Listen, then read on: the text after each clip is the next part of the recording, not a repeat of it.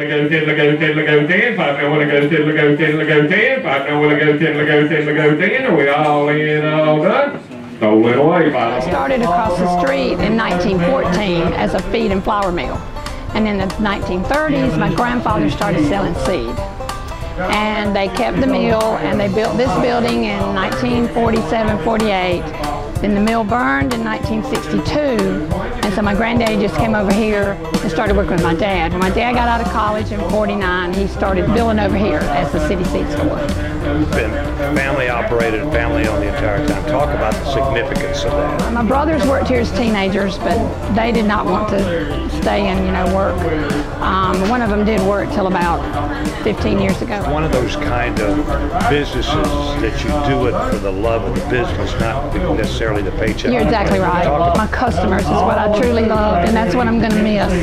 I've learned a lot from them. They've taught me a lot, and they say I've helped them through the years, and that's been the main thing. And that was hard when making the decision, to retire. Missing the customers and seeing people every day. You were 4 generations, but you also served families for multiple generations. Well, that's true. I've been here 40 years. I still have some of the same customers that my dad waited on and my granddad waited on, and then a lot of them I've had for 40 years. So I've met a lot of new ones in the last few years. But yeah, there's a lot of people that I've been seeing every spring for 40 years. They bring their kids and their kids bring their kids? Yeah, they have. A lot of them have. The significance of today and the emotion that you're feeling as you see some of these things that you've been around your entire life go to strangers. Well, I'm glad that people are that interested in it.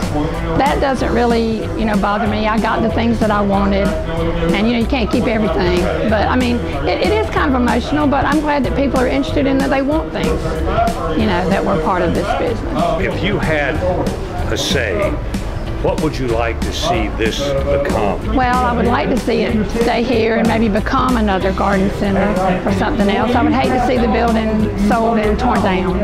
I would like it to stay as some kind of business in Anderson because it's been here so long. Especially after I saw it emptied out with all the shelves and the wood floors and all that. It's in a good place, and it's not far from Main Street. What are you going to do? I'm going to just do things with my husband. I'm going to take care of my grandchildren. And I've always for 40 years come to work for 6 days a week. So it's going to be hard to adjust to not having to get up and come to work, every day. In closing, give me the impact that this family and this little business on Tribble Street has had on the greater Anderson community. It's had a great impact.